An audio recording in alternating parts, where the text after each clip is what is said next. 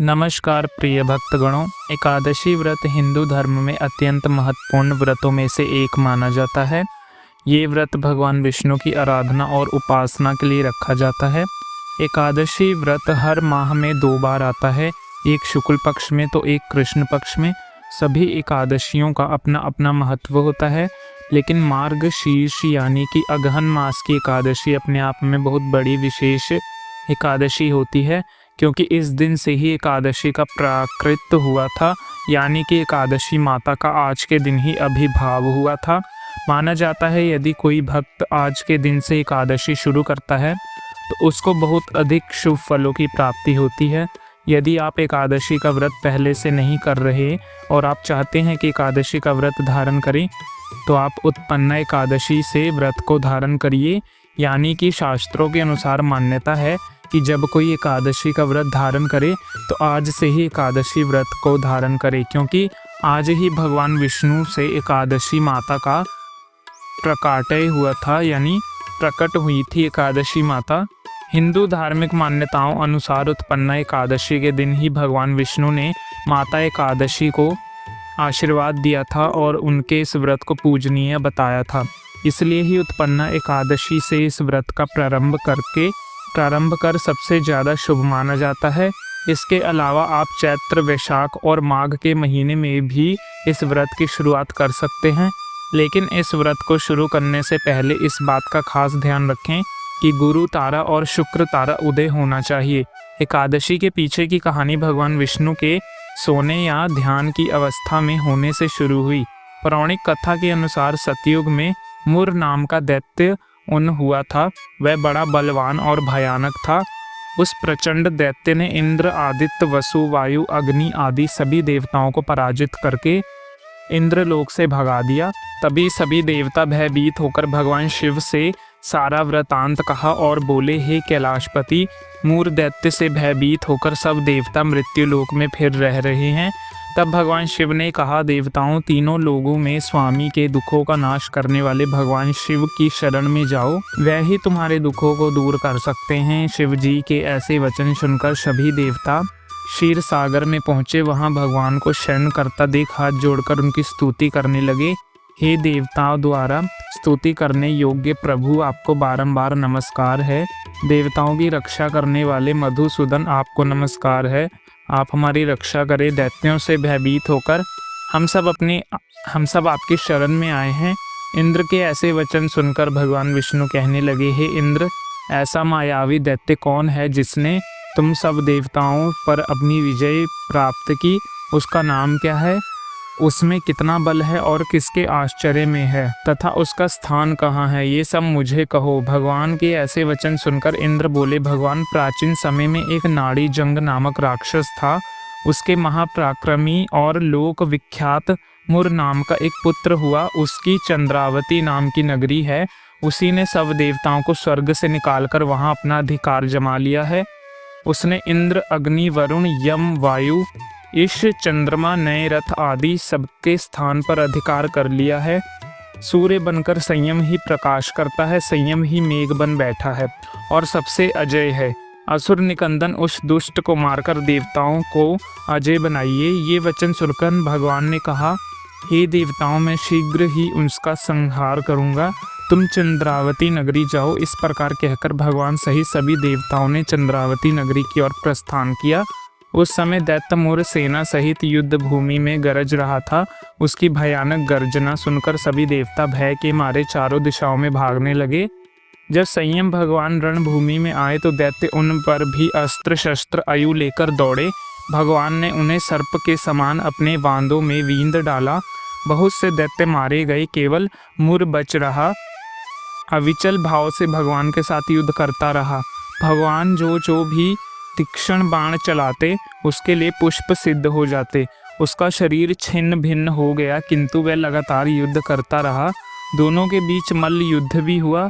10,000 वर्ष तक उनका युद्ध चलता ही रहा, किंतु मुर नहीं हारा, ना थका। भगवान बद्रिकाश्रम चले गए। वहाँ हेमवती नामक सुंदर गुफा थी। उसमें विश्राम करने के लिए भगवान उसके अंदर प्रवेश कर गए। ये गुफा 12 योजन लंबी थी। उसका एक ही द्वार था। भगवान विष्णु वहां योग निद्रा की गोद में सो गए। मुर भी पीछे पीछे आ गया और भगवान को सोया देखकर मारने को उद्युक्त हुआ। तभी भगवान के शरीर से उज्जवल कांतिमय रूप देवी प्रकट हुई। देवी ने राक्षस मुर को ललकारा, युद्ध किया और उसको तत्काल मौत के घाट उतार दिया।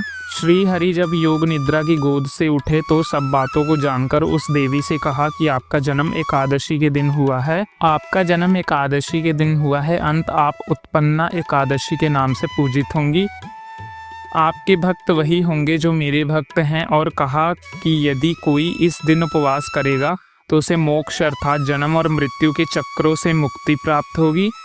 अब चलिए हम लोग बात कर लेते हैं उत्पन्ना एकादशी व्रत जो है वह हम कब धारण करना है। तो देखिए, मार्गशीर्ष मास की उत्पन्ना एकादशी की शुरुआत हो रही है 26 नवंबर की सुबह 1:01 पर शुरू होगी।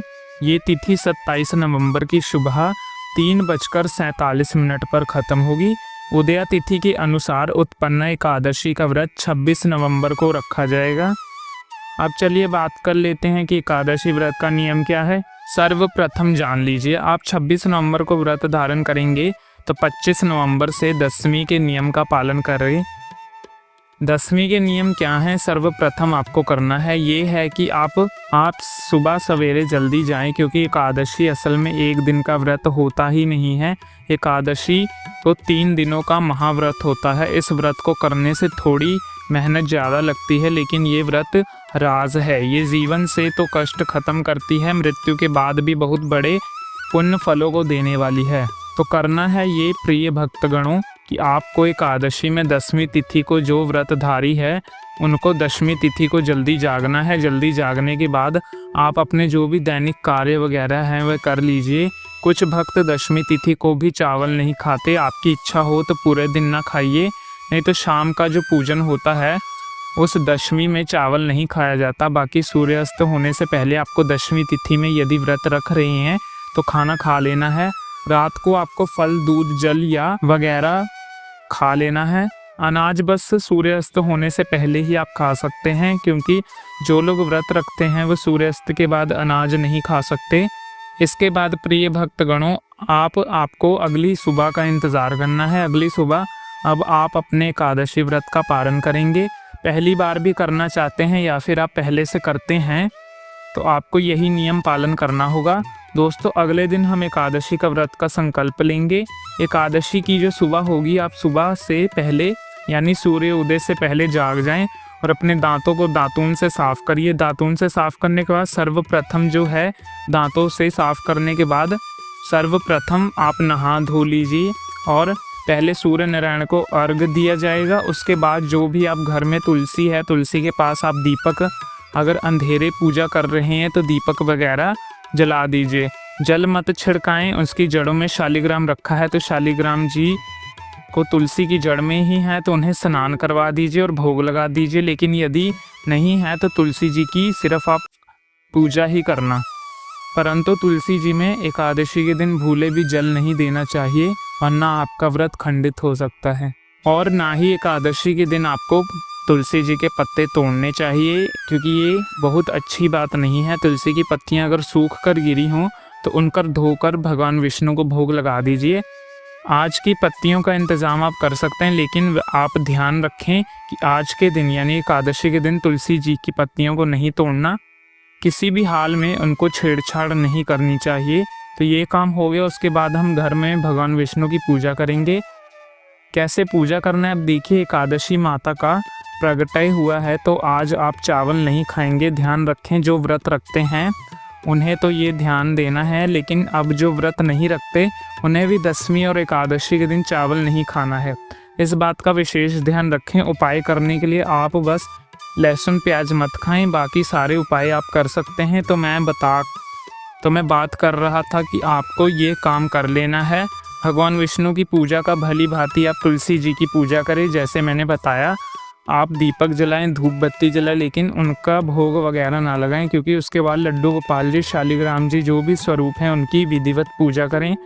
पूजा में सभी जानते हैं जल से स्नान कराएं। सर्दियों का मौसम चल रहा है तो थोड़ा सा गर्म पानी से लड्डू गोपाल या शालिग्राम जी को थोड़ा सा गुनगुना करके जल में स्नान करा दें तो ठीक है। अगर नहीं तो ताज़े जल से, घर में ताज़ा जल निकालने की व्यवस्था है, मोटर वगैरह है तो, नल वगैरह है तो ताज़ा जल लेकर आके उससे भी आप उनको स्नान करा सकते हैं, कोई दिक्कत नहीं होगी। स्नान कराने के बाद अब आप भगवान को विधिवत चंदन लगाएं, फूलों की माला पहनाएं, इत्र लगाएं और उनको नए वस्त्र धारण करवाएं। क्षमता हो तो उसी के अनुसार भगवान की पूजा करें, भोग लगाएं। भोग लगाने के बाद बैठकर भगवान विष्णु का सबसे महामंत्र ओम नमो भगवते वासुदेवाय नमः, इस मंत्र का जप करें। ध्यान रहे एकादशी के दिन माता लक्ष्मी की भी आराधना होती है। अब पूजा वगैरह करके विधिवत कर लेना। एकादशी के नियमों का पालन जो है वे आपको ध्यान से पूरी श्रद्धा अनुसार नियमों का पालन करना है। एकादशी व्रत करने वाले को अनाज नहीं खाना चाहिए, नमक का त्याग करना चाहिए, सरसों का तेल वगैरह नहीं खाना चाहिए। आपको खाना है तो फल, दूध, चाय वगैरह जो भी आप खाना चाहें, मतलब सब फलाहार ही खाएं। उसके बाद आपको रात को आप चाहें तो भगवान विष्णु का भजन कीर्तन करें।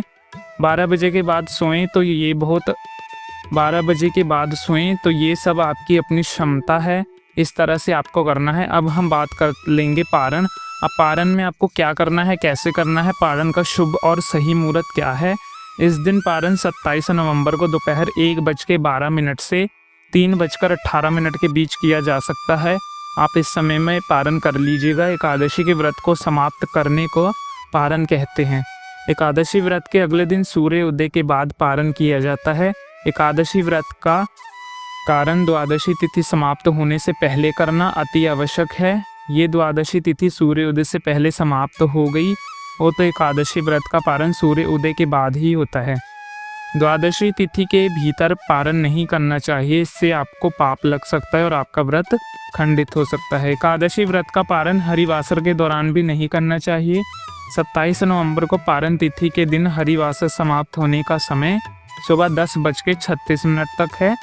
तो श्रद्धालु जो लोग भी व्रत कर रहे हैं उन्हें व्रत तोड़ने से पहले हरिवासर समाप्त होने की प्रतीक्षा करनी चाहिए। हरिवासर द्वादशी तिथि की पहली 1/4 अवधि है। व्रत तोड़ने के लिए सबसे उपयुक्त समय प्रातःकाल होता है।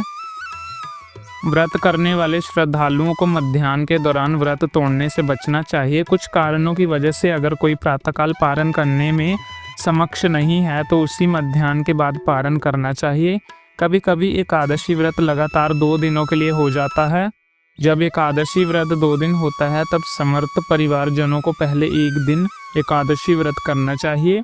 दूसरे दिन वाली एकादशी को दूजी एकादशी कहते हैं। सन्यासी, विधवाओं और मोक्ष प्राप्ति के इच्छुक श्रद्धालुओं को दूजी एकादशी के दिन सन्यासी, विधवाओं और मोक्ष प्राप्ति के इच्छुक श्रद्धालुओं को दूजी एकादशी के दिन व्रत करना चाहिए। जब जब एकादशी व्रत 2 दिन होता है तब दूजी एकादशी और वैष्णव एकादशी एक ही दिन होती है। भगवान विष्णु का प्यार और स्नेह ने इच्छुक परम भक्तों को दोनों दिन एकादशी व्रत करने की सलाह दी जाती है। अब बात कर लेते हैं महा उपाय की कि कौन सा महा उपाय आपको करना है। लेकिन प्रिय भक्तगणों, आप लोग जो उपाय करते हैं तो उन उपायों को कुछ दिन तक लगातार करिए, क्योंकि तभी उस चीज़ का आपको शुभ फल देखने को मिलेगा। तो आज का जो महा उपाय होगा वह सभी के लिए अनिवार्य है, आप ज़रूर कर लीजिए। देखिए, एकादशी व्रत में सबसे अच्छा होता है, सबसे महत्वपूर्ण चीज़ आपको बता रहा हूँ। व्रत उपवास के बाद आप दीपदान करिए। आप अपने घर में भी हर एकादशी को ये काम कर सकते हैं। एक अखंड ज्योत जला दीजिए अपने घर में, और या हर एकादशी को करिए। थोड़ा सा इत्र डालकर अखंड ज्योत जलाएं। आप देखिएगा धीरे धीरे आपके घर में धन जुटना शुरू हो जाएगा। आपकी आर्थिक स्थिति जैसी भी हो, जैसे कर्ज उतारना, कहीं से व्यवस्था होकर अपने कर्ज उतरेंगे और आप जिस कामना को मन में रखते हुए अखंड ज्योत जलाएंगे वह कामना भी पूर्ण हो जाएगी। दोस्तों, आज के लिए बस इतना ही। एक बार कमेंट सेक्शन में पूरी श्रद्धा के साथ ओम नमो भगवते वासुदेवाय नमः अवश्य लिखें। वीडियो को लाइक करके व्रत साधना चैनल को सब्सक्राइब कर दीजिए। मिलते हैं आपसे अगली वीडियो में, तब तक के लिए नमस्कार। आप सब अपना ख्याल रखें दोस्तों। जय श्री राम, हर हर महादेव।